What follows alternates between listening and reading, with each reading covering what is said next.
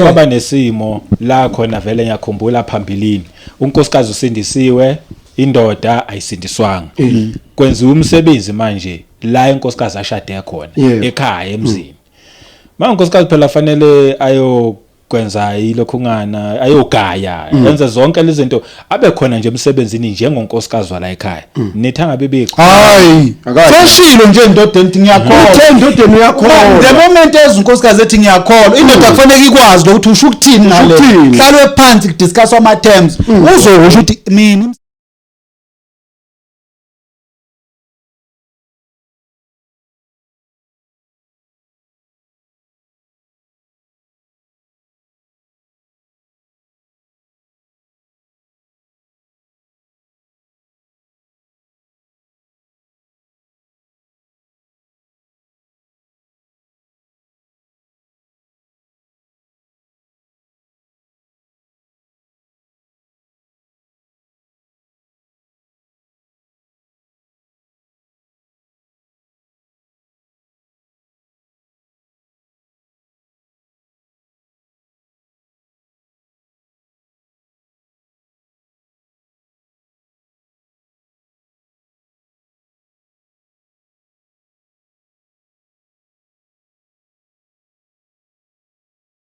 Welcome once again kwiKota 2 Media. Igama lami ngumduduzi ngwakashabangu. Siyabonga ukuphinde sihlangane futhi namhlanje sihlangana nje ngendaba ezimnandi.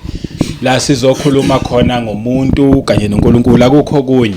Ake ngibonge nje kuma returning viewers. Nini nihlala nibuya njalo nize nisho nithi besilindele futhi enye elandelayo. Ngiyanibonga kakhulu. And futhi ngibonga nokuthi niyawashare lama message niyawagcwalisa ngoba akusiwona wethu kuphela ukuthi abantu babe baningi abasizakalayo bese kuthi kwena oqalayo ukuhlangana nje nale channel namhlanje wamukelekile ngizothi nje mina wamukelekile subscriber na ungacomment ulike wenze konke la ekhaya nje sihlangene ngizwi likaNkulunkulu akukho kunye uyo wasihlanganisa and namhlanje ngedwa nginabafundisi engabahlanganiswa ophezulu la sikhuluma khona nje indaba ezemnandi bathi engibadedele bona babulise kuqala nami sengibulisile mhlawumbe ngiqale ngale kubaba uNtanda ke kube uyena osibulisayo angibingelele kubabukele emakhaya bazalwane bonke egameni lika Jesu neceke sikaNkulunkulu ibandla lonke lamazibulo amen amen siyabonga baba uNtanda ukuthi ube khona siphinde sibingelele nakwena futhi babukhumalo amen ngiyabingelela kakhulu kubabukeli nabalaleli emakhaya egameni elihle lomfelo wethu Jesu Kristu simbonga nje uNkulunkulu ophinda sihlanganisile futhi namhlanje ukuthi sizoxoxa ngendaba yakhe sisathi sisazokhuluma yebo siyabonga nje kakhulu amen sibonga kakhulu ngoba uyena osihlanganisile udumo lonke lungolwakhe ngibonga nje ne-energy uNkulunkulu aninikeze engathi ningaqhubeka kanje kunokuba yehle iye phezulu kakhulu kodwa ke konke kuzokwenzeka sihlangene ngaphandle nje ukumosha isikhathi kunesicelo lababukeli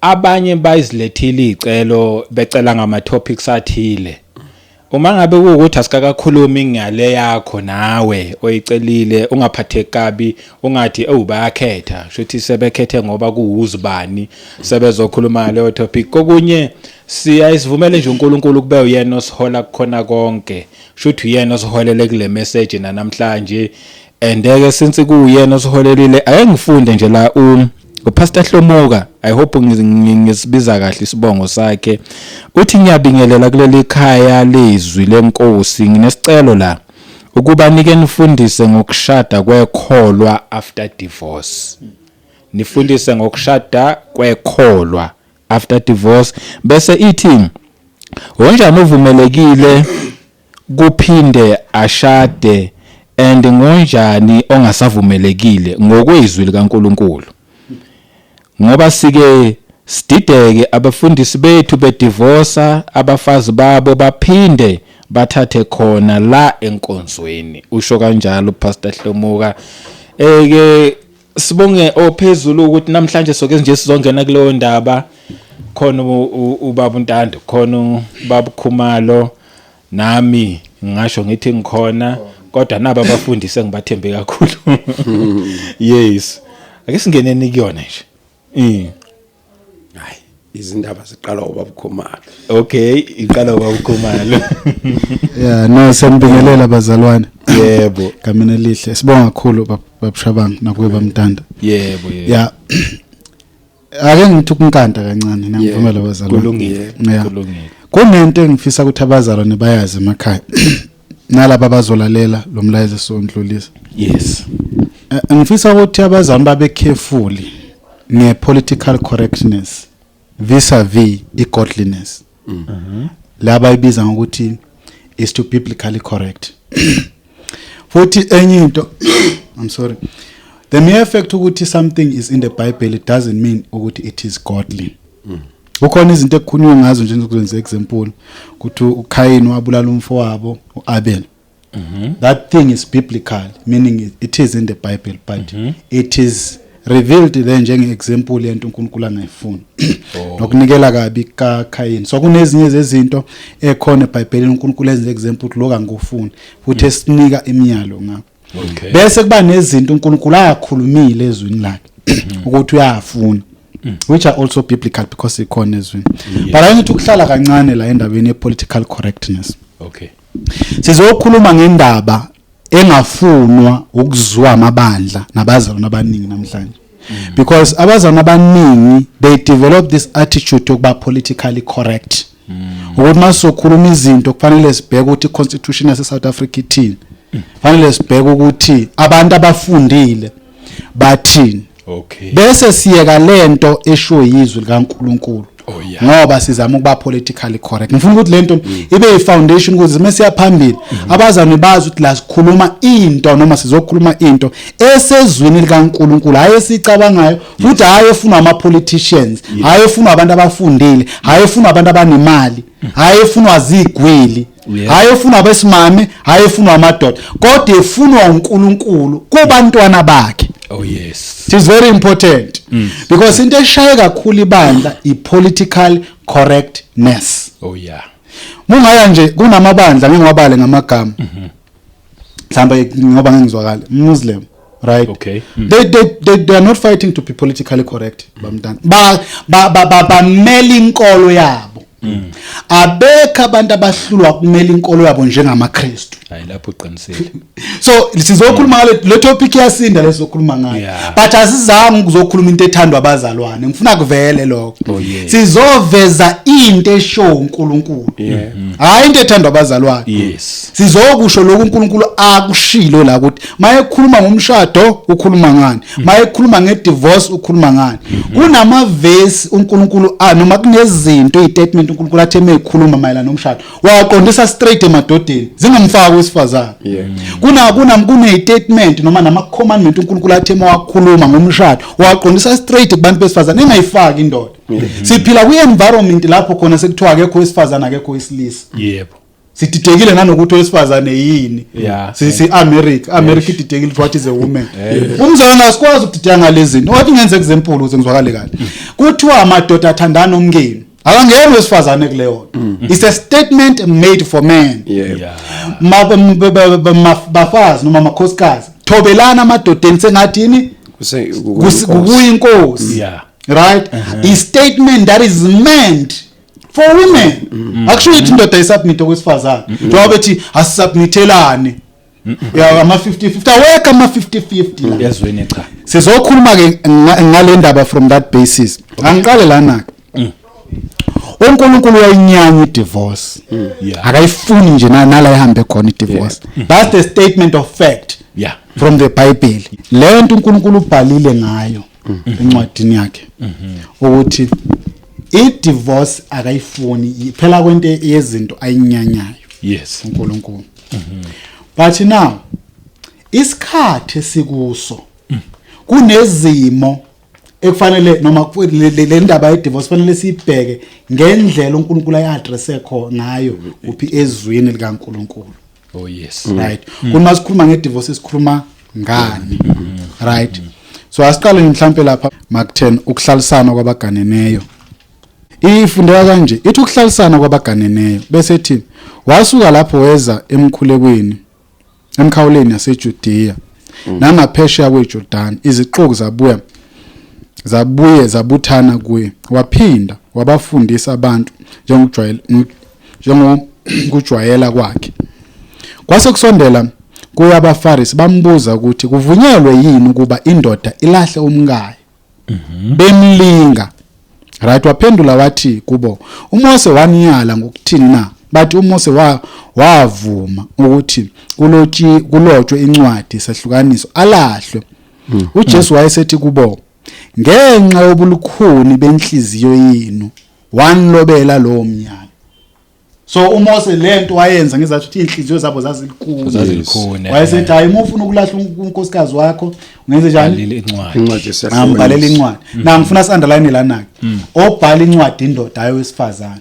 Olahlayo indoda ayowesifazane. Leli verse address amadoda ayabesifazane.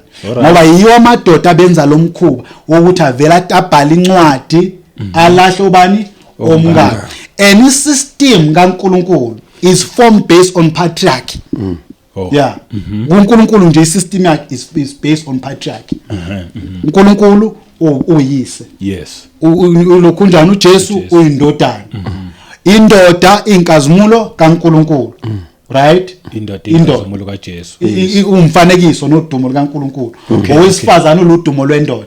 So isystem kaNkulunkulu ime ngepatriarch. There is one uNkulunkulu ezosiveza uthi uNkulunkulu kaAbraham hayi kaSara. Yeah. uNkulunkulu kaAbraham, uNkulunkulu kaJakobe, uNkulunkulu kabani? kaIsaac noJakobe. Akekho wesifazane la. uJesu uma ngabe eletha ekhetha abapostoli babe khona uMaria. Ayengadidekile. Akabakhethi. Okhona ingcekazi abesifazane ezazenza kahle kabi kunamadoda, ezazenza kahle kunoJudas. Yeah, consider. Kodwa ukhetha amadoda awu12. Ngifuna nje ukuveza lento ukuthi ngoba we don't want to be politically correct, we want to be biblically correct. And sikhulume into uNkulunkulu ayikhulumayo. Ngoba yiyo lento elahlekisa umlayezo kaNkulunkulu. Usuzobona abantu benza izinto noma kanjani. Sengathi manje la sikhulumela iconstitutional law. Asikhulumela iconstitution la.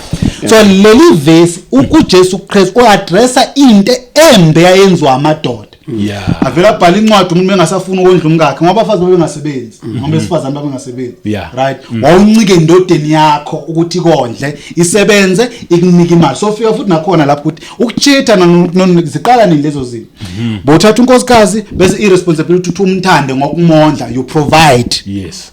Ayikashintshike lo process. Yes. Yeah, that's why namanje umuntu osifazana mezoqoma indoda ufuna ukubheka ukuthi uzongiprovide yini. Enakukubi isimiso sikaNkulunkulu. Akukubi nje wesifazane, umuntu wesifazane kufuna ushada umuntu ombona ukuthi uzokunakekela, yena ushada umuntu ombona ukuthi uzokulukhunjana, uzokulambisa. Indoda afanele imondle umkakhe. Yes. Isimiso sikaNkulunkulu. Yep. Angiqhubeke kancane. Bese ethi uJesu wayesethi kulo, ngenxa yobukhumbi bezinhliziyo zenu wanilobela lo myalo. Verse 6 manje. Sesiku 6 ke manje. Lapha kuMark na. Bese ethi kepha kusukela ekuqaleni kokudalwa uNkulunkulu wenjani wabenza wesilisa nowesifazane. Isibuyele ekuqaleni kokudalwa. Oh yeah. Okay, mayithe ekuqaleni kokudala isakhuluma ngoGenesis 1 la engu2. Yeah. Angani si understand. uGenesis 1 lithi wamenza owesilisa nowesimame. Yebo nowesifazane. But kuGenesis 2 sokwenziwa owesilisa uyabekwa ensimini naseEden. Yes. Uphila yedwa sekubuya uNkulunkulu sethi akukuhle ukuthi lo abe yedwa. So afana lezo ncwadi zombili. Khona la umuntu enziwa khona emazulwini. Emazulwini kwenziwa owesilisa kwenziwa owesifazane. Kodwa nje neorder imi kanjani? Qala ngowesilisa kuze owesifazane. Mase bezofakwa emhlabeni kufakwa indoda kuqala. Njengalokhu kufakwa uJesu kuqala ezulwini before kusazofakwa ibandla ngerapture. Isystem nje kaNkulunkulu ayishintshi. Kufuna nje ukuthi le order ibe khona. So seyithi ke njengalokhu uNkulunkulu enjani wabenza ekuqaleni wesifazane nowesilisa. Khona la isisa khona uJesu. Bese ethi ke u7 ngenxa lokho umuntu uyakushiya uyise nonina anamathele kumkakhe. Right? Bese laba bobabili baya kuba nyamanye. Ngakho abasebabili kepha sebenyamanye. So umshado wenza abantu ababili babe nyamanye njengasekuqaleni babe munye. Ukhumbule phela ukuthi uEve uvela kuphi? Uvela Adam. So uAdam ayihamba lapha ensimini unoEve kodwa akazi owaziyo uNkulunkulu. UNkulunkulu esezokwenza uEve akayo bumbeni.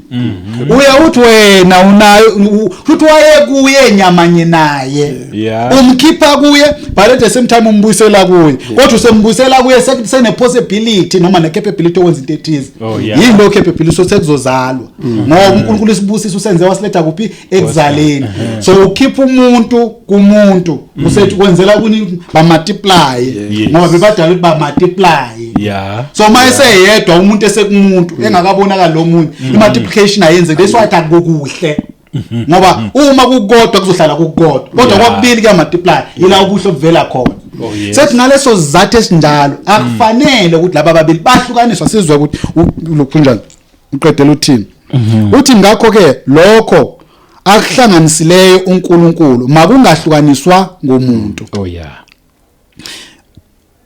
bese endlini abafundi okay ngicela ukuma nje la ngifuna underline lamazwi bese ngikuba mntanda ngifuna ukukhuluma ngakho ungayeki ungamqedeli uqedela no 12 oh no 12 11 and 12 okay athi ngiphinde nje futhi lapha kubo likhunjani ku 9 ngakho ke lokho akuhlanganisileyo uNkulunkulu makungahlukaniswa ngomuntu ngifuna ukuthi ngikhulumekele lokho akuhlanganisile uNkulunkulu mangahlukaniswa umuntu hayi abayihlanganisele kona number ngiyithanda le hayi ukuhlanganiswa abantu okay futhi lokho kuhlanganiswa uNkulunkulu akungahlukaniswa umuntu kodwa akusho ukuthi uNkulunkulu ngeke kuhlukanise lo mthetho lo uapply kithi thina abantu akasusa umuntu uNkulunkulu so uNkulunkulu angakwenza ukuthi lokho akuhlanganisile akuhlukanise yazwa into engisho unelungelo yena unalo lelo lungelo lokuthi lokho akuhlanganisile angakuhluka kodwa umuntu akanalo libona indaba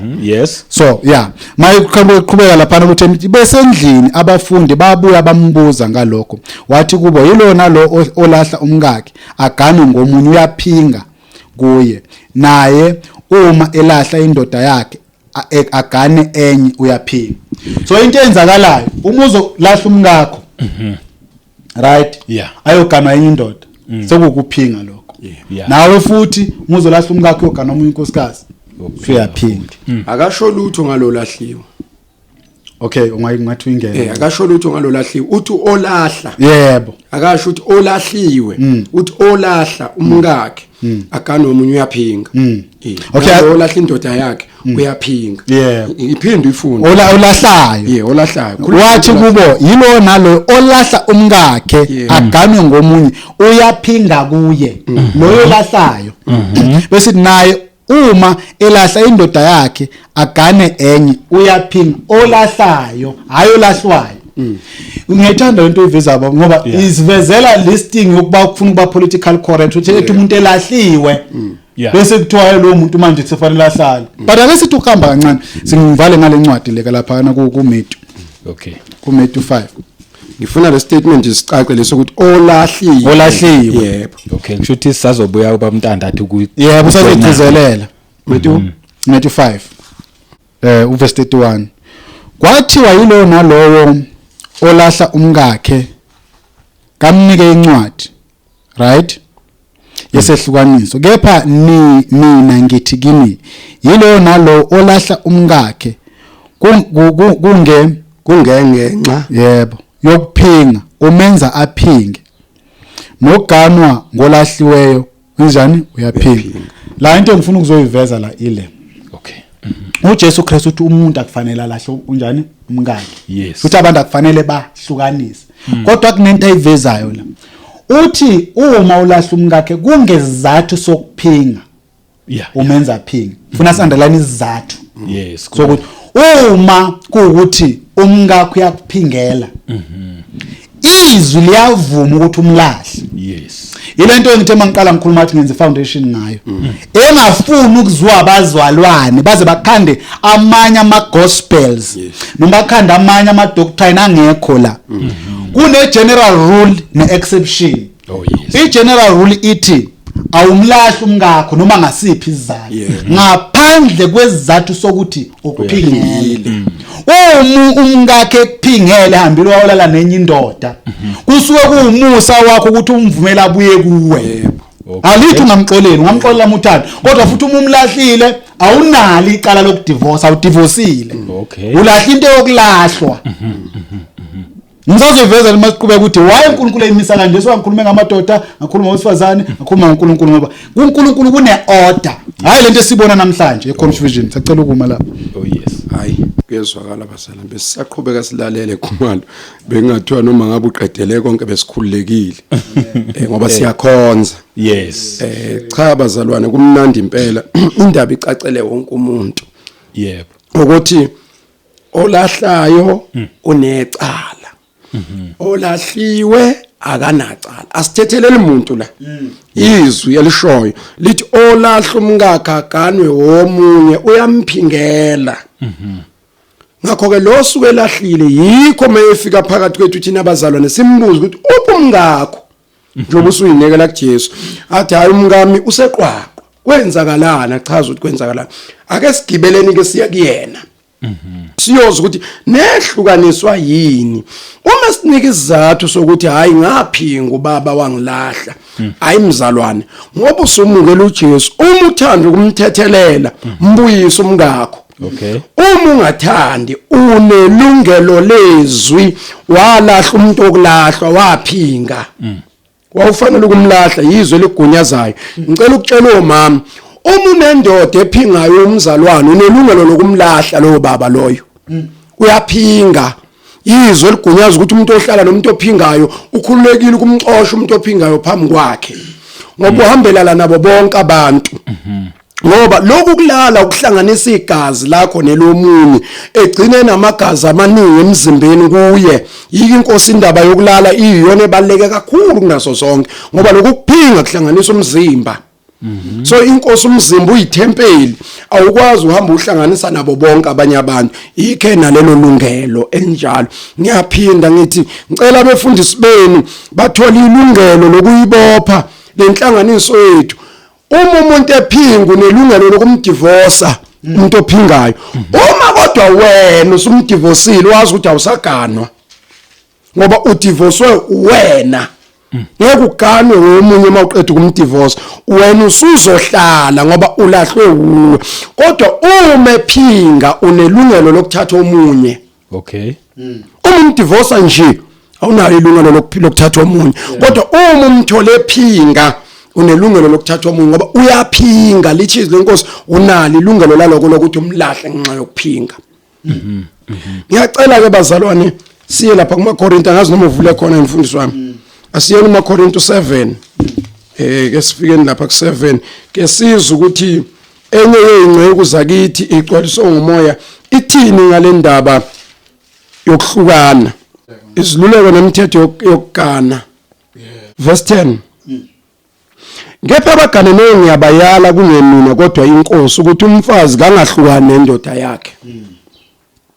Wayeyithumele ebandleni lendaba. Hayi emphakathini yayiyebandleni. Ibandla lalibuza umbuzo. Uthi ke ngiyabona lama ufunda uverse 1 ngicela simfunde abazali bazozwa bangaze behambe ekhuluma into engekho. Maqandana nalokho enalo bangakho nina kwalo babazalwane.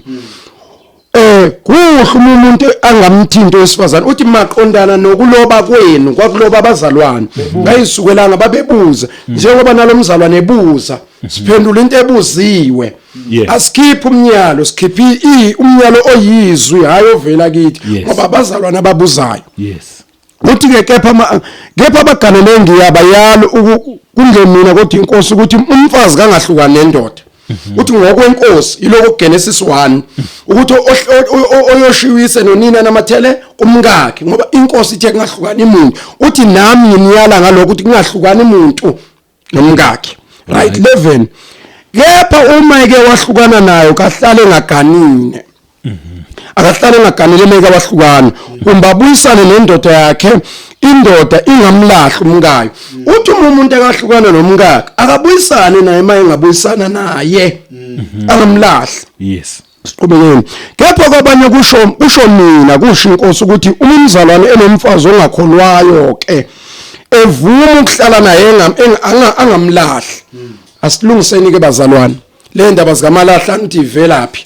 Okay. Uthi uma enendoda wesifazane ekholwa kodwa enendoda engakholwa ivuma le ndoda ukuthi akholwe bahlale ndawonye bobabili akangayilahli leyo ndoda kusho ukuthi iyavuma ukuhlala nomuntu okholwayo yona ingakholwa kuthiwa ke abangahlukani ke labo siqhubekeni nomfazi uma enendoda engakholwayo yona ke ivuma ukuhlala naye angayishiyi indoda yakhe kusho ukuthi nendoda ngokunjalo uma inkosikazi ekholwa yona kukholwa indoda inkosikazi ingakholwa evuma unkosikazi ukuthi uzohlala nendoda ekholwa yona engakholwa abahlale okay ngicela ukubeka izinto ezizokwenzeka abazalwane mase behlala bobabili umzalwane lo akavumelekile ukuthethisa lo mzalwane amthethisela inkolo yakhe ethethisa unkosikazi ngoba uvume yena ukuhlala naye engakholwa so akamdedela yodla inyama yamadlozi akakholwa okay akamdedela afaka inwele zamandiye ekhanda ngoba akakholwa umngakho uthenze khululekile ukuhlala naye eyilento ayiyona uma lo mzalwane engenankinga nalokho akamdedeleke lo muntu ngoba akakholwa enze lezi zinto aze akholwe alright sizweni bazalwane ukuthi yindaba ngokuba indoda engakholwa ingcwelisiwe ngomfazi ekhaya nje makunomama okholwa indoda ingakholwa babusisekile labo bazalwane ngoba lo okholwayo umthandazo wakhe uyababiyela awusho ukuthi sebesindisiwe kodwa uyababiyela nendoda yakhe ibiyelekile ngenxa yomthandazo kaMama yes nomfazi okholwayo ungcwelisiwe ngomzalwane kanjalo nomama ongakholwa uma indoda ikholwa umthandazo wale ndoda ubiyela ikhaya lonke yes uma kungenjalo abantwana benu ngabe bangcolile kepha kalokhu bangcwele 15 kepha uma ongakholwa ehlukana nomkakhe ngicela ukuthi siyifundekeni kahle bazalwane kungabhediswa izinto la sikhulunyela into esingayazi abazalwane bebhede kepha uma ongakholwayo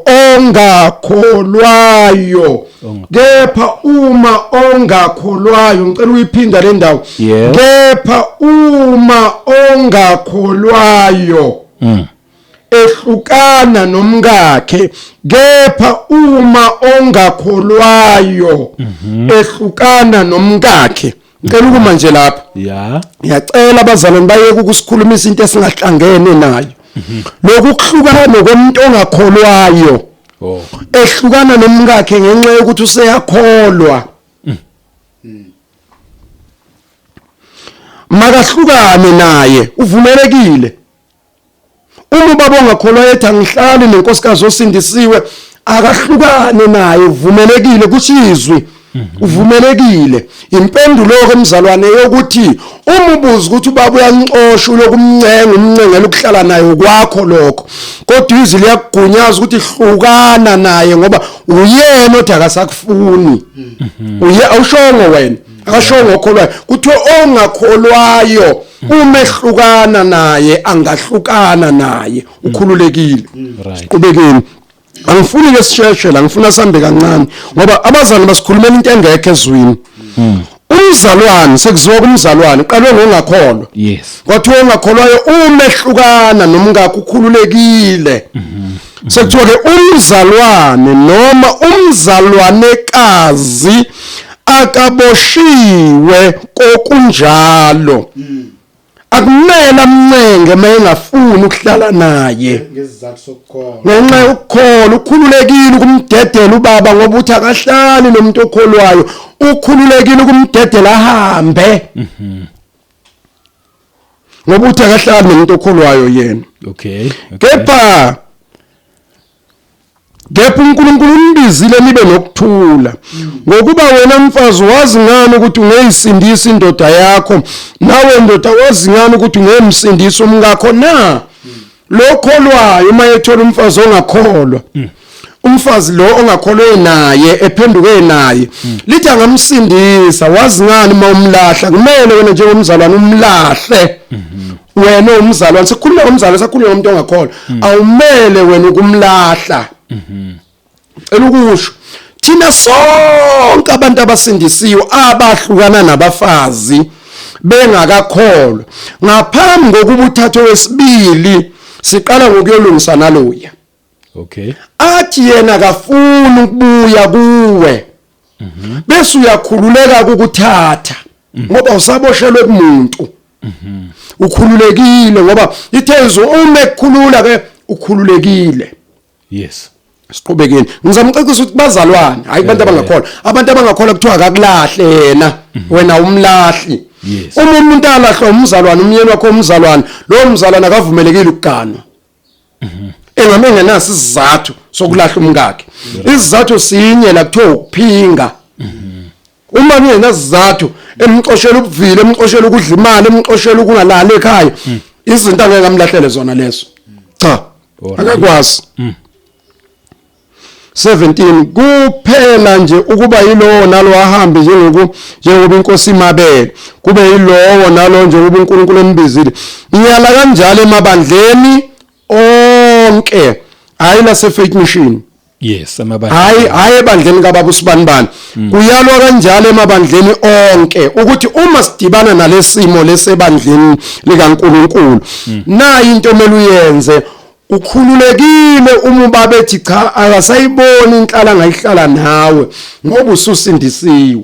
Ukhululekile ukumdedela ahamba ayohlala nala afuna ukuhlala naye. Ukhululekile uma umama ethi cha akayizweli ukuhlala nomuntu osindisiwe mdedele. Okay. Uma kusenhlizweni yakho ukuhlala naye nquma wena. Alright. Nquma wena enhlizweni ukuthi noma ubaba engakholwa ngingahlala naye futhi okwesibili ubaba angagcina esindisiwe. Kusho uPaul uthi kungenzeka sinde ngawe. Yep. Kodwa awuboshiwe ukuthi azasindiswe. Ngoba ulahlwa uye akalahlwa uwe. Okay. Khona obizwe esokile kungabi njengokungasokile okay ngicela ukwedwa. Akube yilowo nalo wahlale kulokho kubizwa abizwe ngakho. Okay. Bengifisa ukufika kuleyo ndawo bazala nokuthi ngicela abazala ukuthi bakhululeke nini nanini la bengakhululeke khona ngoba sigcina sesenza izinto ezingashongo yizwi lento aqeda kuyikhuluma ukhumalo ukuthi sesifuna ukwenza into ezishuwa abantu. Bethu ungashada noma ungeshade yini. Ngalokho ngingathanda ukuba abantu bonke verse 7 babe njengami ngepha ilo nalo unesakhe isiphiwo somusa. Okay. Esivela kuNkulunkulu omunye kanje omunye kanje kepha ngithi kwabaganeleyo nakubafelokazi kuhle kubona uma behlala njengami. Kepha uma bengena kuzibamba mabaganane ngokuba kuhle ukuganana kunokusha. Nabafelokazi ngicela ukubakhulumela namhlanje awayekwe lamanga ukuthi abafelokazi abagani. Oh yeah. Mayisefelwe indoda ungokhululekile akagane ngoba indoda ayisekho. Futhi kukhona abafelokazi abadala khona abafelokazi abancane. Uyeluleke uPaul lapha ku 1 Timothy asiye siyibekeni 1 Timothy chapter 5. Oba nabo bagcina sebengena odabeni abangalwazi ukuthi kwenze njani manje. Bangene kanjani sekuthiwa bangagani bangena uSathane bathanda amadoda. Uthi yazisa abafelokazi verse 3 yazisa abafelokazi bangabafelokazi boqobo kepha umfelokazi enabantwana noma enabazukulwane labo ke mabafunde eqala ukuhlonipha indlu kwabo babuyisele okufaneleyo kubazali babo ngokuba kuyabongeka lokhu phambi kaNkulunkulu. Lo umfelokazi oqobosele yedwa uthembele enkosini uhlale kunxuseni nasekukhulekeni ubusuku nemini kepha owazinikele ekuTamaseni yala ngalezo zinto bangabi nokusoleka kepha ke umuntu engabondli abakubo ukulahlila ukukholwa. Mabangafakwe esibalweni abafelokazi uma bengaphansi kweminyaka eyishumi ayisithupha wabengumfazi wendoda yinye ebonga ngemisebenzi emihle uma endlile abantwana uma ingenisile izambi uma egezile izinyawo zabangcwele uma esizile abahluphekayo. Kepha abafelokazi abasha ubenqabe ngokuba uma sebetamasile badela uKristu bafuna ukugana banokulahlwa ngokuba bachithile ukukholwa kwabo kokuqala futhi ke bafunda nokuvilapha bezulu izindlu ngezindlu bevilapha kuphela behleba bezigaxa ezindabeni ezingafanele bekhuluma okungafanele. Ngakho ke ngithanda ukuba abafelokazi abasha nimlalele nabafelokazi emakhaya. Ngakho ke ngithanda ukuba abafelokazi abasha bagane bazala abantwana baphatha indlu yabo bangasiniki sithi ithuba lokuthuka bagana abafelokazi abasha mabe nethuba lokugana. yes bagane mabe nethuba lokugana kushizwe yeah yeke lento enisitshela nehamba ivela kubantu beyidecidela bona kushizwe ukuthi bangagana abafelokazi abasha abafelokazi boqobi laba abadala ukuthi abafelokazi abasha bangagana yeah so ke ngicitha lento ke evezwa abantu abasitshela yona ukuthi masufelwe indoda kupheleleke ukulungile mayehleli yena eyinqumela kodwa uma inkosi samnika ithuba lokugana angagana liyavumiswa sibuyela ke nakulolahlelo njengoba lithi ungokhululekileyo ngiveza ukuthi umzalwana akalahlanga umuntu unelungelo lokugana ngoba akalahle umuntu ulahliwe oh yes so angaganwa ke lo mzalwane kodwa lo olahlile akagana ngicela ukuveza izithombe la ezenzakalayo kuyenzeka umuntu ahambe engenankulunkulu engakholwa agane engenankulunkulu azalahla umkakhe engenankulunkulu afikele ivangeli usenonkosikazi wesibili kufanele kucace bazalwane ukuthi njengoba efika kuJesu senonkosikazi wesibili sithini ngalokuqala ngoba unkosikazi wakhe yilo oqala hayi lo wesibili kufanele kulungiswe naloqala siluze udaba lwakhe abuyisane naye uma loqala engavumi ukubuyisaneni ungekhulekile ukuhlala nalomzalwane anaye kodwa loya akangashiywa ingalungiswanga indaba ukuthi useyakholwa lomzalwane melilungiswe leyo nto leyo ngoba la embona khona uhlangana nomuntu owamlahla emlahlela izathu esingaziwa uma emlahlela ukuphinga asikwazi ukumbuyisela khona izwi limgunyaza ukuthi wayelungile ukumlahla ngoba waphinga mfisa ukugcina lapha bazalwane ukuthi na ingozi bese kubala igananeni khona enye into ngazi ivesi lakho nelikubhazana ngisiza elithi othatha umkamuntu kumele ambuyisele umuntu oyeganwe inkosikazi yomuntu ehlukanisa abantu wathatha umkamuntu kumele ambuyisele emuva makufika ivangeli akahamba unkosikazi womuntu abuyele endodeni yakhe ngoba bahlukaniswa uye akusumka umuntu akusumkakhe unkosikazi kumele abuyele endodeni yakhe mhlanje kufika ivangeli nomuntu esimthole esehlala nomunye umuntu emkipitweni eshiya inkosikazi naye simbuyisele enkosikazini yakhe ngakho akekho umuntu ongafakaza la khonze ehleli nenkosikazi yomuntu ikhala ngomkayo owathathwa umzalwane kumele abuyele emuva okay uzoqala phansi ukugana ngoba wayengenayo inkosikazi omuntu lo nkosikazi amthathile kumele ambuyisele emuva kumele inkosikazi yomuntu ihambe okay ngicela ukubuza la yebo uphatha indaba yokuthi before lo asithi ubaba before asindiswe before ahlangane nenkosi wayenonkosikazi wa divorce uba no divorce omunye asiqale lapho uba no divorce omunye mhla asithi bobabili abakwazi babo babili ukhona osuke efaka idivorce uba no divorce omunye noma ngaba unkosikazi kuba specific ke khona nami ngizophendula ngicace nami okay yebo mhlambe angiye kula amazwi washilo wena uzongicorrect ukuthi angizange ngizwe noma indoda ezobe idivorce unkosikazi but bobabili abakakholwa bobabili mhlambe indoda edivorce unkosikazi noma unkosikazi odivorce indoda right bese kuzothi asithi indoda futhi ngamabono edivorce unkosikazi bese ihlangana nevangeli endleleni mayihlangana nevangeli isithatha omunye unkosikazi yebo or futhi ihlangana nevangeli ya divorce yahlangana nevangeli seyinomunye futhi unkosikazi ishadile ngikuzwa uthi kufanele kuyolungiswa indaba yalo yankosikazi loya amshiya yebo asithi ke kuyalungiswa le ndaba yalo yankosikazi amshiyile avume lo yankosikazi athi kulungile ayilungi indaba yethu sobabili uzokwenziwa njani lo asemshadile wesibili akakwazi kumlahla lo ngoba uzokwakho ukona kube kuningi uzoba nesithembu ngeke abe nesithembu uzoba nalo yedwa kodwa loya kumele akulungise akwenze ngoba kufanele sikuthola ukuthi uza umdivorce nje wayemdivorcelana kunabantu abadivorce sobufebe ake sithi akusibona ubufebe mhlambe ngoba unkosikazi yawivila udla nemali akakwazi sekumele ulungisa lapha ku wrong lapho engamela amdivorce lo muntu amdivorcela ubuvile bese ke evuma unkosikazi ukuthi cha ngempela silungise sibuyisane ngeke kodwa abuye labo mngakhe seshadile manje akakwazi ukubuyela bomngakhe ngoba kukhona lo okhona sekuzokwenziwa njani ke manje ngoba loyana silungisa indaba yevangeli ukuthi uyaqonda ekwenzile ukuthi kwaba wrong.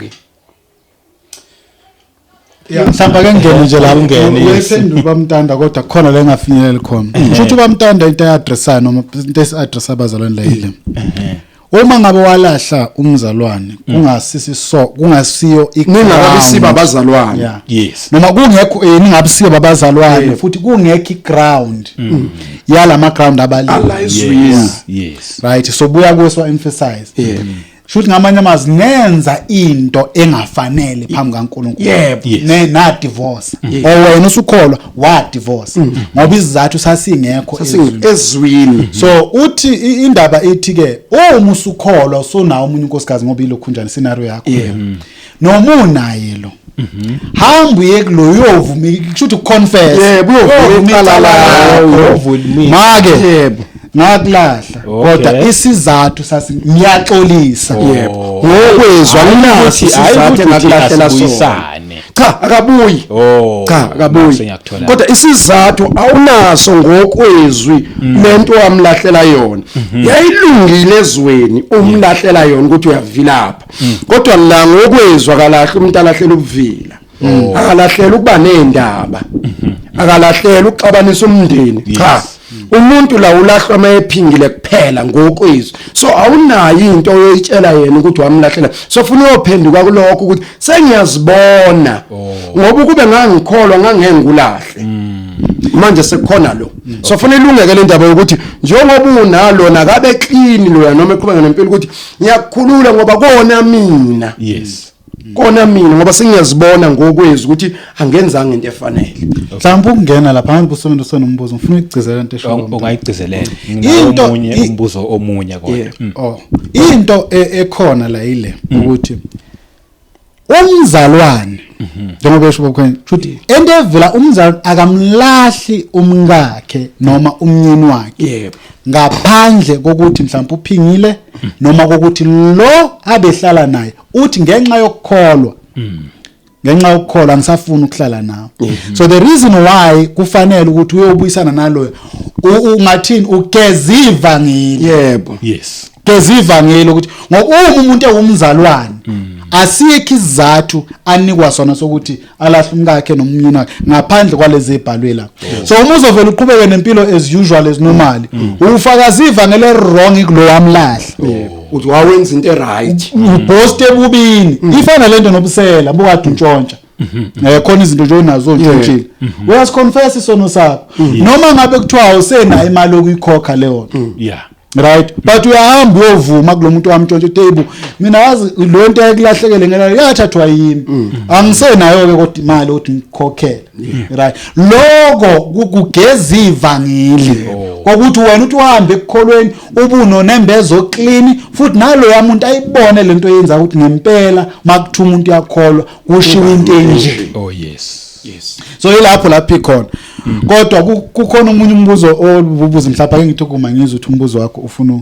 okay omunye umbuzo ukukho futhi lokho esesikufundile futhi sakukhuluma naba ke asithi nje lawa abantu before abakasindiswa sebeshadile yebo kunezinto ke nje abantu abangasindisiwe yiningi esengayibala abazenzayo bese unkosikazi asindiswe noma indoda esindiswa but ake ngithi this time unkosikazi asindiswe athi mayesesindisiwe unkosikazi indoda hayi ukuthi yamshaya unkosikazi hayi ukuthi ayifune ayenkonzweni unkosikazi kodwa indoda isaqhubeka nalezi zinto lezi zasebumnyameni mhlawumbe asithi nje indoda ithwele or mhlawumbe indoda iyathakatha or mhlawumbe indoda futhi nasemsebenzini iyatshontsha into ekanjalo ba right nje ngoba nje indoda vele umuntu otshontshayo emsebenzini bese unkosikazi efila ukuthi hey mina sengisindisiwe le ndoda lena futhi ayifuni nokuyesontweni ayifuni ukusindiswa kodwa ayingixoshi ngifila ukuthi mina ngimshiye lo muntu kulungile ya kulungile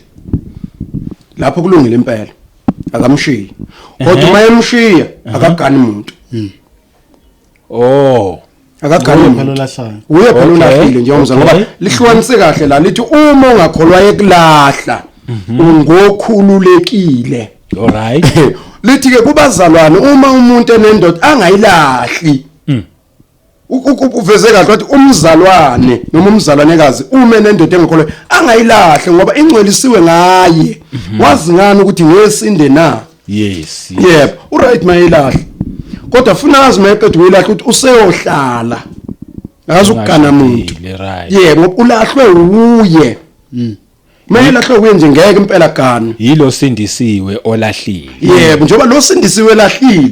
Thina mela sitshele njengabazalwane ukuthi ngimlahlile umyeni wami ngalezi zinto angikhoni bazalwane.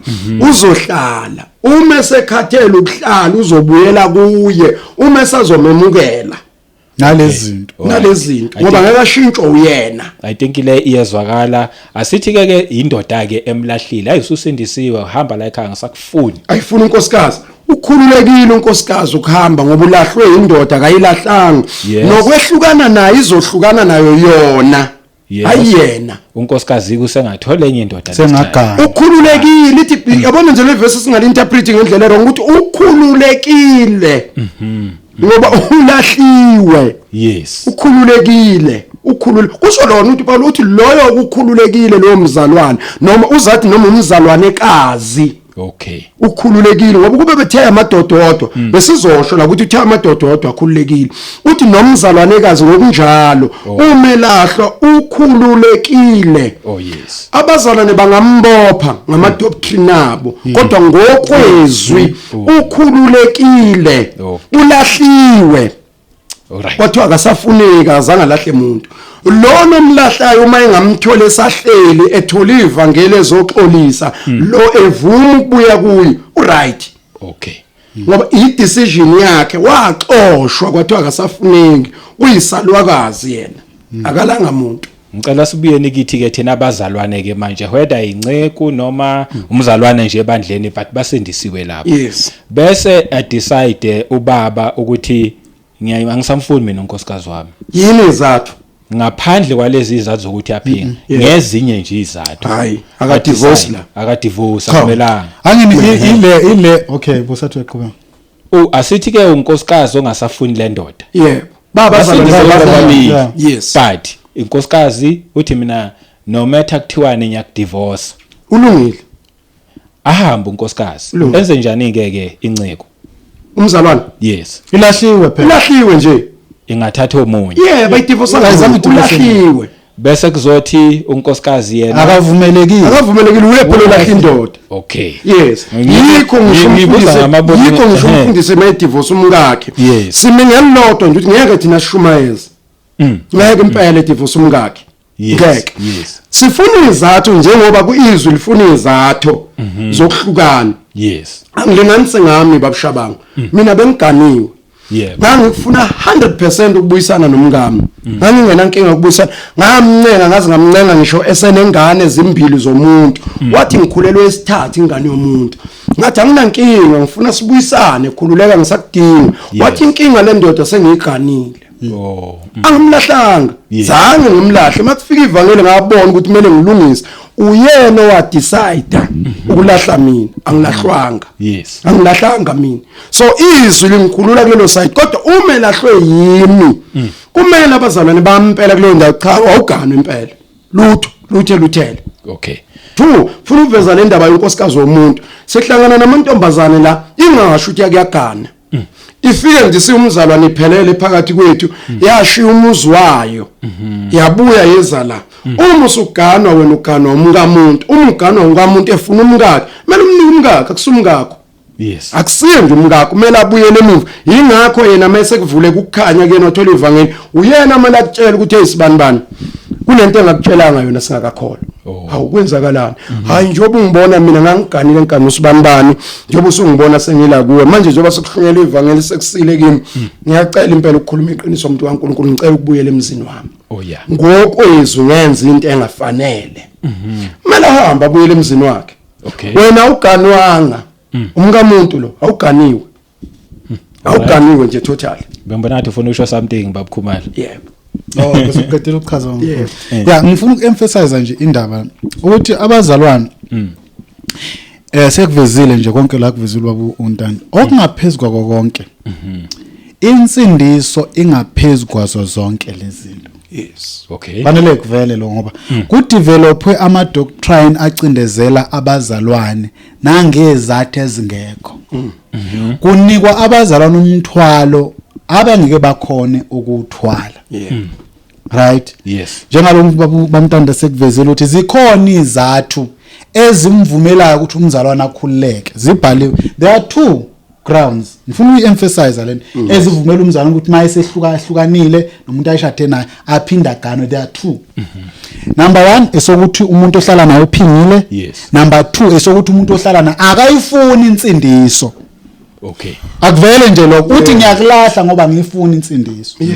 Okay. Noma kuphingiwe. Yeah, zebe sokuqala leso sokuphinga. There are two grounds. Sokuqala ukuphinga, number 2 esokuthi lo hlala na akayifuni. Le iyakhulula leyo wena njengolahlwayo. Yes. Right? Okay. Ukuthi ungaphinde ngoba lithizwe asifunde nje lapha u15. Ikepha umuntu, ikepha uma ongakholwayo ehlukana nomngakho, ongakholwayo makahlukane naye. Yebo.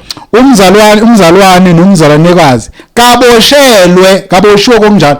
Umshado uyisibopho. Umshado is a bond. Yeah. Umshado. So mayithi lana akaboshwe imini akuna bond akunamshado.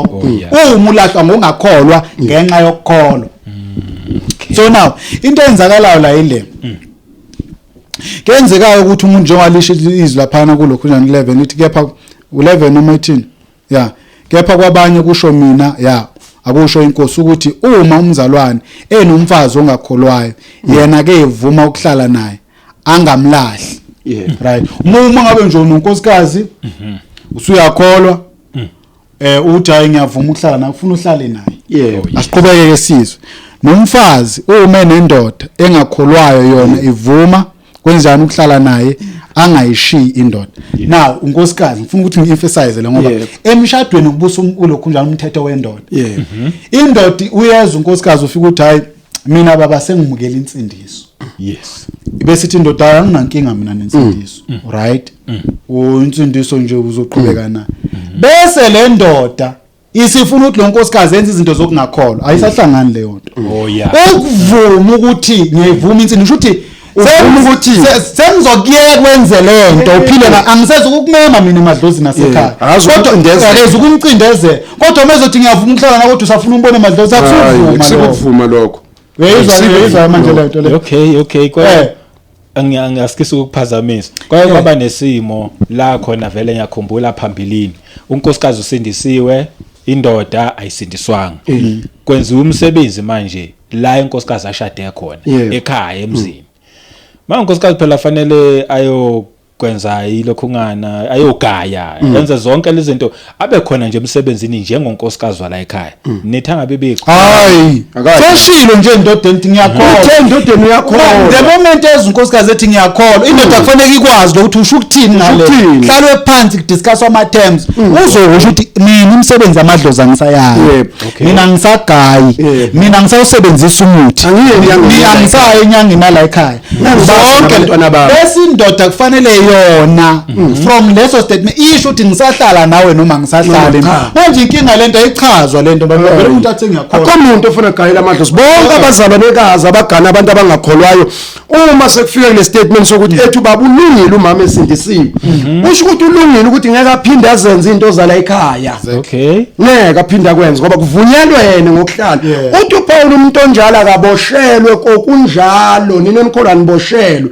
uma le ndoda decide ukuthi ayisakufuni ngenxa lokho thatha umntwana uhamba imseleke indoda ithi kulungile wena hlala la ekhaya but ibiqhubeka imenziso phela unkosikazi wami ukuvumelana ekugcineni bese ethi unkosikazi hayi le ndoda mina iyangihlukumeza ayihambisani nokholo lwami sengiyayishiya le ndoda hawu uwenza kahle kakhulu useyohlala manje nayiki challenge usasemncane unkosikazi ngeke akhona ukuhlala mhlawumbe kuma 30s ngeke akhona ukuhlala azayofika ku 60 years engenandoda at all yebo enze njani ke manje angithi uyonqoma uphuma yes asikwazi phela kumenzela kuyifavor thina sina favor yakhe anahlala ufuna hlala angithi uyo decide uphuma uhlule ukuchaza ivangeli lakhe kule ndoda Okay. kwakumele achazele le ndoda njengoba uvuma ukuhlala nami nazi izinto ezizokwenzeka kumele abuyele uyochaza ama terms okukholwa kwakhe kumyeni wakhe uthi cha impela ngixoshe uma ungavumi lokho but ngicela ungena lapha baba Okay, yes. bamshabanga kumele ahlale uyabona leli verse alipromote ubufebe ngoba khona abantu abazosebenzisa le verse ngokuthi bathi mayesebonta akavumelana nendoda yakhe ngale nendoda yakhe ayivumi bese ethi ngiyakushiya afuna ukuyogana ayasela lokho ivangeli lizomupha amandla okuyimela lento engashadile futhi uNkulunkulu uzomsiza uma kumele aqhubeke nalento sikhumbule la sikhuluma ngoNkulunkulu nezwi la uNkulunkulu yaba ngoba manje kukhona abantu abazofuna ukusebenzisa leni ukuthi umuntu ashiye indoda yakhe athi maseshila hamba yogana athi ngayaleli ivangeli alisho njalo lelilo akekho umhlale umnxusa uNkulunkulu ukuthi akusize nibuyisane nendoda yakho uma ngabe uthi awubuyisani ufuna uhlaleke uphilele ivangeli ngoba ulimelile ngendodana yakho ncamela ukuthi uzophuma ukuthi yakuhlukumeza so yini ezokuhlula ukuthi ulimele so wedwa akho umuntu ophinda umthola impela ngoba manje usufuna manje ukunelisa inkanuko ngenye indlela enizwa livumele lonto ngeke kuze kwenzeke impela ufuna uhlale Yeah. ngoba uwo wathi mina ngiyahluleka ngoba lo muntu ungilokhu njani ungenzisa lezi zinto then buyele eceleni ke uhlale indoda yakho uma ikuthanda ngoba likhona uthanda indoda izobona ukuthi angikwazi ukulahlekelwa unkosikazi wami ngenxa yevangeli hayi ngenxa akabuye unkosikazi azivumelane noNkulunkulu uzokusiza ukuthi inkinga la masikhuluma ngale zinto sifuna ukuyibeka phezulu kwamandla abantu lento bazalana yini ngamandla abantu Yes.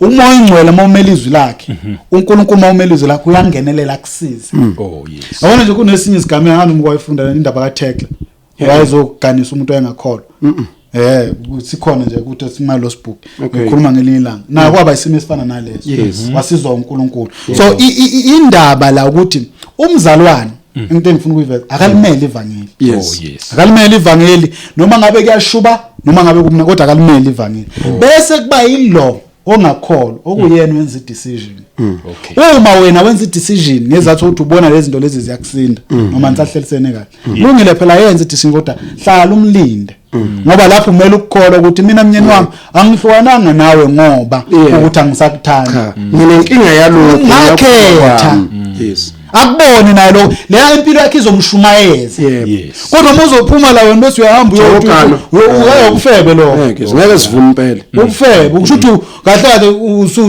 usebenzisa amavesi manje wona promote lokho ndaba Ufebe yayo kuyofeba kamnandi. Okay. asipromote impela lokho sikupromote impela okunye ngicela emadodeni angakholwa ngicela mayiganwe intombazane esindisiwe ingakholwa imgayise utshwala ayigayise leyo ntombazane uma intombazane isindisiwe ishiye ivangeli yayogana umuntu oma ngakholwa ngiyaqoquzela emadodeni angakholwa abakaye labo sisi labo abagibelisana emfane futhi konke okwenziwa kulelo khaya baphoqwe bakwenze ngoba ivangeli lethu alikuvumela ukuganana nomuntu ongakholwayo maye decide ukusibona ukuthi siyabheda thina eyogana ngiyawaqhuquzela amadoda angifonela ahlushwa abafazi abanjalo ababagana bebazi ukuthi abakholwa wona esindisiwe ngicela babagayise utshwala babagcabe futhi makudinga kucatshwe bababophisa intambo ngoba insindiso bayishiya beyibona bayogana abantu abangakholwa labo ke ngiyabacalela impela ukuthi amadoda ngicela benzise futhi akukho umthandazo engiyobenzela wona ngiyokhuluma nje iqiniso ukuthi wayishiya insindiso washiya abafowenu wangagana abafowenu wangagana umuntu ongakholwa hamba uyokwenza yonke into yebo abantu esibavikelayo yilabo abala ensindisweni ukuthi akakwazi umela ensindisweni ukuthi enze lezo zinto cha akakwazi ngifuna ukufakazela lento esho baba uNtanda ngaseni lapha kuma Roma 7 Roma 7 ngifunda nje 1 2 3 ithi ukukhululeka emthethweni besithi kanti anazi yini bazalwane ngokuba ngikhuluma kwabazi umthetho ukuthi umthetho uyabusa phezulu komuntu ngesikhathi sonke esekhona na sizothukeke ngokuba wesifazane oganileyo uboshelwe ngomthetho endodeni isekhona kepha nxa indoda isifile ukhululiwe emthethweni wendoda ngalokho ke indoda isekhona uyakuthiwa isiphingi uma eba ngowenye indoda kepha nxa indoda isifile ukhululekile emthethweni angebe yisiphini right uma eba ngowenye indoda okay khona kukhuluma untanda ngalokho kakhulu ikhuluma nabafilokazi bathi ngilapha ku2 okay la ethi khona ngokuba owesifazane oganile uboshelwe ngomthetho endodeni isekho uma umzalwane uyazi insindiso ukuthi ithini umzalwanekazi ngibeka kanjalo wazi kahle insindiso ithi insindiso ahlangana namadlozi insindiso usebenzisa umuthi insindiso itasinaba abanye uNkulunkulu bese wena ngenxa yokuba greed ngoba abazana ifuna siveze ba greed abazalwane ubona indoda esicebi engasindisiwe ufuna ukuhamba ngo-X7 no-4 series ngenxa yemali uhamba uyoyigana umthetho waleyo ndoda ushada wona uphezu kwakho wena usukulahlile ukukholwa wena yebo ukulahlile ngoba uyokwenza isivumelwano sokuthi hayi mina nginankinga kahle le nsindiso kumina noma lokho akusho lutho we indoda phela iyabusa phezu komkayo iyinhloko so uma uzophuma kwekholweni okunomthetho okukholwa uyoshada umuntu ushuthi ngamanye amazwi ukuthi mina ukukholwa kwami ngiyakulahla ngizothatha umthetho wakho so mangabe le ndoda lezi izinto inazo ngenxa yokuthwala wena usuyophakela imfeneke notikolosha wena uyophakela ngoba uyayifuna lento uwe oshuthi mina ngiyayifuna lento ngincamele ngilahlekelwe yiko ukukholwa kwami nodade laba futhi ngiyabagunyaza Khumalo nawe Shabangu laba abashelwa abazalwane bengasindisiwe ngicela nigqoke icephe lonke nina nivumelekile ngoba nisukelwe ningasindisiwe nashelwa abazalwane nivumelekile fakani icephe zenu nifake inkophe nipende ngopowder ngoba nisukelwe ninjalo abazalwane ngakho umtshela ungamfitela ukuthi wathi umfundisi uNtanda nginelungelo lokwenza lento engiyenzayo ngoba wangifica nginje wangithanda nginje futhi ngiyayi kodla inyama yamadlozi ngeke ungivimbe iBhayibheli yangigunyaza ukuthi ungithole nginje mina aqhubeke njalo futhi mayezala ingane ayibophe ngentambo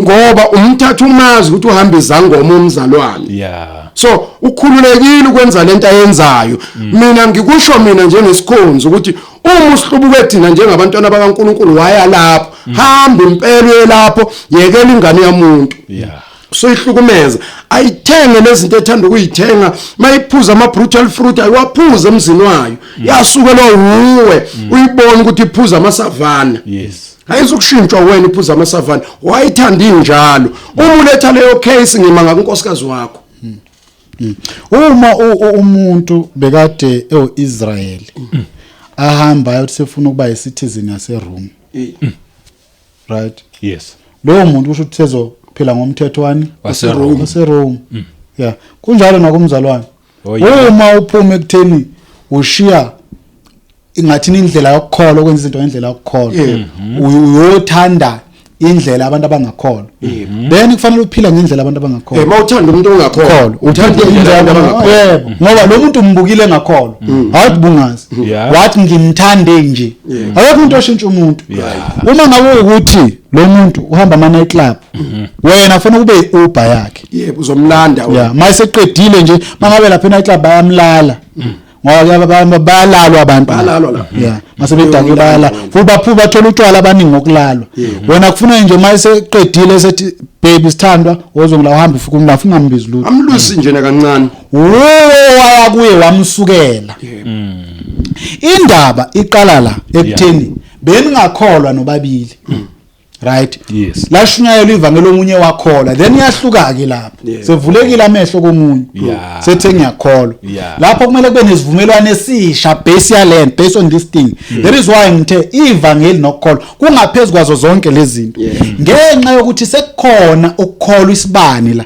sekufanele kube nesivumelwano esisha sokushada nihlale phansi niqale phansi manje sivumelwano kungabi lesasivumelwano esidala sokuthi ebuhleni nasebubini singakholwa bezivumelwano sokuthi ebuhleni nasebubini sokuthi manje wena uyakholwa mina ngikholwa eyizwa lonke so lo kholwa uzobeka ama terms ukuthi ukukholwa kunalokhu bese ayalalela lo ngakholwa athi hayi sithandwa sami ngithanda mina so ukukholwa kwakho lo ngizokubekezelela mayesho njalo usho ngamanye amazwi uyavuma ukuthi akasokubonakala kuphi emcimbini yelukhunjana amadlozi nako konke lokho ngoba sebenesivumelwano esisha based on the new event eyenzakalile bese emshadweni kodwa hayi umuntu obese ekukholweni aphume ekukholweni athi uzothatha umuntu azokwenza naye isivumelwano sokukhola kwenzeki lokho mhlambe ukuveza lapha leli verse leli ebengilifuna kodwa sesizolifunda lokho nalo khumalo selapho ukucizelele lokho kukhona lezwi lenkosi lethi akukho ukuhlangana ukuphakathi kokukhanya nobumnyama akunabudlelwane phakathi kaBhali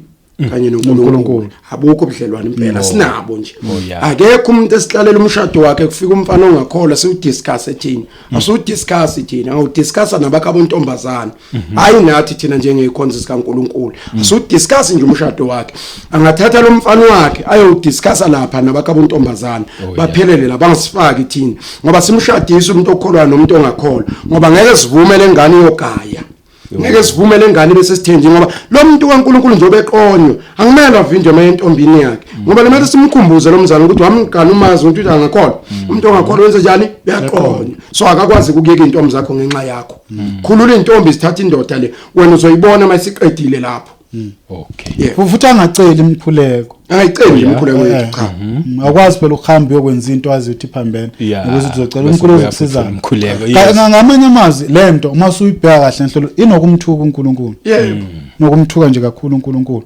ukuthi inkosi mina lento yakho kahle kahle ayikho ngizogana lapha ngaphandle ngizolandela ngaphandle so uthi akenzeni thina sinamandla mapho ukuthi singaxolisela uNkulunkulu nalenhlamvu osukuyilethile abazana bakufunde okumele ivangile ilento besivule ngala ukuthi abantu abahlula kakhulu kumele into yabo ithina thina esisindisile uma ukhuluma umuslim athi uthatha 4 into yakho futhi umuslim akana nomkristu afuthi ayemele into yabo uyakashambe bayemele into yabo right inkingi la thina abazalwane thina siyahluleka ukulumela ivangeli into eyenza ukuthi ivangeli lihlule kangaka ukulumela we want to be politically correct and enye into eyenze lento imfundo bazalwane abaningi bahambile bayofunda bathatha imfundo bayilethe evangelini kanti lezi zinto zombili ahlangana uma ufundela ukuthi uthole certificate uthola umsebenzi hayi ukuthi manje uzozilethela ukuhlakanipha kwasezweni usuzofuna ukukhipha phambili kunezwi likaNkulunkulu amenze nje example ukuthi ukunaba ngalendaba kunezinto ezibhalwe mhlawumbe ke sifundela ngexoxa abazalwane ukuveza nje izwi likaNkulunkulu ukuthi mangathiwa sikhuluma ngalo njengoba ngishitshele lelo khona lapha ku Deuteronomy 25 mangathiwa sikhuluma izwi likaNkulunkulu ama topic lawa emabandleni ayasatsha ukukhulunywa asatsha ukukhulunywa kakhulu umuntu ukhuluma lento thiwa abantu abafundisi yabona ke manje so khuluma into engazwakala kahle because we want to be politically correct no we don't have to be politically correct right izwi likaNkulunkulu lithi ungayeki ulokhu umfundisa ubani 23 verse 13 no 14 lithi ungayeki ukumnyala umntwana uma umshaya ngoswazi ususubula emlokhu nje uthini constitution uthini umthetho corporal punishment is unlawful lapha ku verse 5 ithi umthetho wokungena okay ngiyangizwa abantu bebekhuluma bamntandi yasinda ke lenzokhuluma you're right bethi ukungenana kuyichilo ukungenana into yabantu abelokhundana ngifuna ngilento ngiyiveza ngesimabo mangithi abazana bangenana ngifuna ukuveza ilokhundana ngathini izwi likaNkulunkulu visa vimbono yabantu kuhluka kangakanani umthetho wokungena wongasuki Israel wawusuka kuNkulunkulu angifune nje amavesi abemabili uma abazalwane behlala ndawonye omunye wabo afe engenando abazalwane indaba abazalwane lo ngenana yayizwa ithi ke omunye wabo njani afe ngenandoda umfazi wofileyo akayogana umfokazi ongaphandle yayizwa manje uthi isinda kanjani asikhulunywa lezi zinto emabandleni yebo nto kodwa siqhubeke besithi kepha umfowabo wendoda yakhe uyakungena kuye amthathe abe ngumkakhe amngene yayizwa kuyakuthi izibulo alizalayo lilandele egameni lomfowabo ofileyo ukuba igama lakhe lingesulwe kwaIsrayeli wakhulunywa nabantwana baIsrayeli iveza umthetho wokungena ngeke uyizwe indawo emabandleni lento okukhulunywa ngayo futhi lento obungakhuluma ngayo esimhlambe sithi nje ngesimabo ngiyenze example kuthiwa esa apply elokhunjeni emabandla maningi amabandla angabe kuthiwa ayiphikisa lento kodwa ngokungayi-understand noma understand ngoba makuthiwa ngaphumeli ngaphandle Yeah. kumele la agane la abafowabo omnyeni wakhe abafowabo omnyeni wakhe yithi yithi so la umzalwanekazi umzalwane ongaganiwe unelungelo lokumthatha umkamfowabo ngoba akasekho unelungelo lokumthatha umkamfowabo ngoba akasekho uma efuna ukuganwa uye la kubafowabo hayi ngaphandle akuthi ngoba ufela indoda sekufuna uqoma indoda lengaphandle cha ufuna agane khona la ukuze kuqhubeke ini igama likaIsrael lapha bekungashiwo ukuthi indoda ke fine isishonile but ongenayo ozongena unkosikazi umngena naye unonkosikazi wakhe kwayena cha kodwa azongena lona ke manje kamfowabo ke manje alitho lenkosikazi asifunde into ebhaliwe la alitho nenkosikazi lithi umfowabo ondoda yakhe eshonileyo angamngena provided engenankosikazi yebo angamngena akana nkosikazi kumthatha lana into ecaciswayo ukuthi akangayi ngaphandle akangaphumi la ekhaya ukana la ekhaya angithi so Israel kamoya thini so akaphumi udadewethu la ukana la lo muntu ufuna ukuthatha udadewethu mali ithi likhulu labafelokazi abancane bagane abayi ngaphandle naye lo mfelokazi omncane wakithi mayegane seya ngaphandle simtshela into efanayo ukuthi aseyona ke ingcenye yakho ngoba usudecide ukuyophila ezweni ngeke impela sivume baningi abazali abakhala ngokuthi khona abazali abangenzanga emshadweni wabo ngoba wayethathwa isiqhumama usibanibani sinandaba thina nokuqhumama bakhe lobo sinendaba nezwi akaphumi la kodwa mhlawumbe yebo ngabe ngirong uma ngabe ngingathi babukhomalo bowusho umfowabo izelamani okay ayesiqale kanjeni la njengoba bekumthetho omdala bekaDresu Israel Israel bekuyisizwe so la bekukhulunywa ngabenzalo kodwa babu untando seyibuyise ebandleni kodwa la bekukhulunywa ngabenzalo bengithini ke bekwenzeka nasesintwini right uma kufa umuntu umfowabo lo kunjani wendoda kwalokhunjani yebo uthi umfowabo bani umfowabo omyeni wakhe yebo kushona umyeni wakhe azongena ubani umfowabo bekwenzeka balabe ngiaddress ukuthi kwahamba kwabuka sengathi lo umthetho waqhamuka ezweni ebe ngifuna ukuveza ukuthi into esisinde ibandla ukunderstand lebo kuyimthetho kaNkulunkulu now ebandleni sokuyipolitics leyo nto lezo ukuthi nathi ngabe uzokhuluma leyo nto le you are politically incorrect akusesizwe kaNkulunkulu leso ngithi iyasinda le muzobheka istory sika Boaz no Ruth uRuth wangena wangena uRuth bara ngifuna ukuthi siye khona bemveza nje kulokhu ukuthi la kusakhulunywa ngemithetho yokuganana ukuthi ayimiswanga imithetho yokuganana kwebandla njengemithetho yabantu sinemithetho ehlukile but izwi lezinto li addressa zonke ngoba lento ekhulunywa babukhumalo uJesu uyayicacisa uthi yonke imibhalo ikhuluma ngaye uma ethi uIsrayeli uyohlanganiswa nabezizwe kuhlanganiswe nathi njengoba sesikhona siyibandla asiphumeli ngaphandle lokho ngeke kushintshe asiphumeli impela eganani nabantu abangaphandle noma emuhle kangakanani yeke simdulule kumzalo ukuthi mzalwane uma uthethe leso sinqumo musosibala thina siganiselana nabezizwe impela ngoba into esimpe esiphilayo nephilwa yibona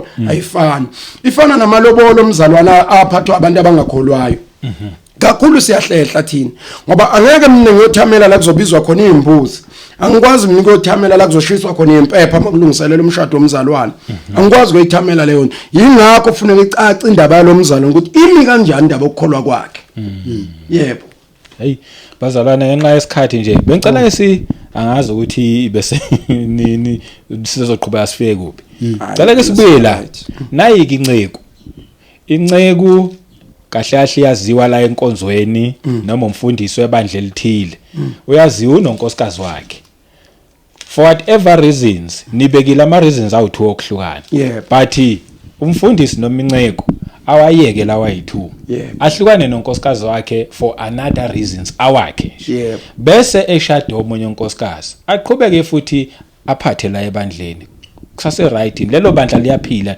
ngifuna khona nje disiphathe engifuna ukuthi icaciseleke lelo bandla liyaphila lelo bandla lelo lisahamba ngendlela unkosikazi odivorciwe uqhubekile uyithobile lapha yayiceleni ngoba phela sekukhona omusha usedivosiwe lona umfundisi nje uyaqhubeka I think even nombukeli obebuzile bebuzela kulo party ke kakhulu ukuthi nazi inceke zenza imangaliso manje ziyadivorce nje ziyathatha nje kuyaqhutshekwa nje zama kuma pulpit nje kwenziwa kanjani makunje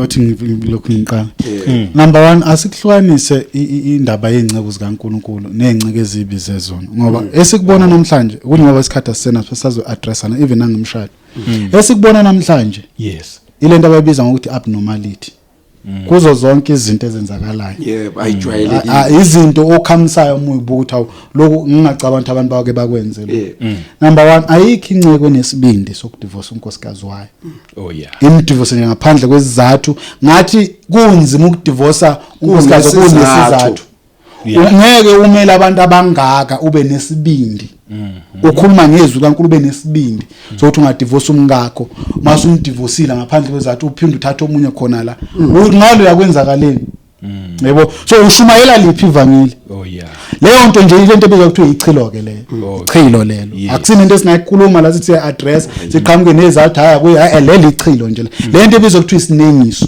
oh yes akekho umzalwane engakabe umfundisi ovumela ukuthi avela divorce nje akekho engakashumayelike nje yes akavumelekile ukuthi divorce ngoba i-divorce uNkulunkulu yayinyanya ngifundele iverse lingaze abazali bathini lokhu nangilapha kumalaki bazalwane 2:16 yeah 2:16 yeah ucela yeah because manje ngikhulumile ngayo ngase ngilokhu kuze nosekhaya ayazi ukuthi uNkulunkulu iposition yakhe ngedivorce uthini ngokuba ngiyazonda ukwahlukana usho uJehova kaIsrayeli ithi nozi sibekelayo ngobudlova njengesambatho uJehova sebawodi ngalokho uqaphelana umoya wethu ukuba njani ningakhohlisi okay iyadingeka ngesingisi la ithi ake ngifunde New King James for the Lord God of Israel says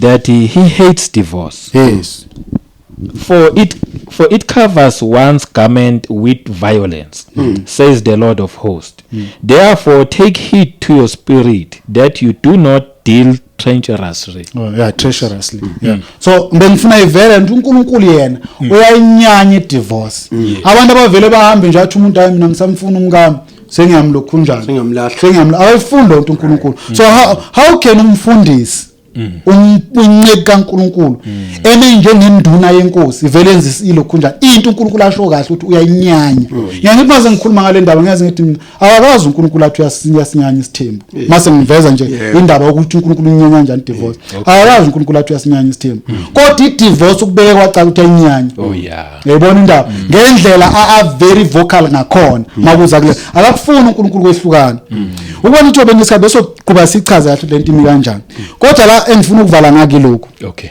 bazalwane ukuthi lento ebisho bamntana noma lebe sikhuluma la mayelana nomzalwane oshada nasezweni nanana umzalwane eyokwenza isivumelwano nomuntu wasezweni lo muntu selithathile izwe lihlalela wazofaka ebandleni yena uphumile ebandleni waya ngaphansi there is why incwadi yamaRoma ngofunda incwadi yamaRoma 12 okay ithi ngifunde nje lapha kulo ku2 yes ithi ningalingisi leli lizwe kodwa niguqulwe isimo ngokwenziwa ibentshe inqondo yenu ukuze nibe nokuhlolisisa okuyintando kaNkulunkulu okuhle nokuthandekayo nokupheleleyo so wena mangabe uhamba uyothatha ezweni uzohlala kanjani ungalilingisi izwe na kanjani zolilingisa izwe linendlela zalo ubona ukuthi isikhathi bese ufuna incwadi yabaseFesi 2 izwe linendlela zalo elenza ngalo izinto uma wena uyakulona it means usiyokwenza izinto ngendlela yelizwe oh yeah then ulahlile indlela kaNkulunkulu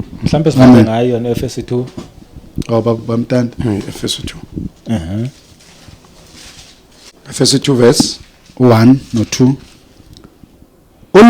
uniphilisile nani nanifile eziphambekweni ngeziphambeko nangezono zenu enani kade nihamba kuzo ngokwendlela yalelizwe enani kade nihamba kulo ngokwendlela yaleli lizwe leli lizwe linendlela elenza ngayo izinto and leyo ndlela ineziphambeko nezono ngaso sonke lezo uNkulunkulu ungalithanda izwe nezinto zalo ngoba izwe linendlela leyo ndlela yambulala umuntu ila sivuswa khona thina sikhishwa khona ukuze siphile endleleni naleli lizwe so masizophinda thina siphume ekuphileni siye kulo leli shuthi sifake ekufeni bamntana nama ngicine ngalokho bazalwane yebo ngiyaqinisa impela ukuthi asiyivumi divorce hayi impela kuloko simile futhi ke ngicela ukusho maqondana nezinciko mina bavumelekile ukushumayela lowo muntu ngikhona yebo ngiyasukuma nje impela ngithatha izinto zami ngihambe uma kusemotweni ngikwazi lohlala emotweni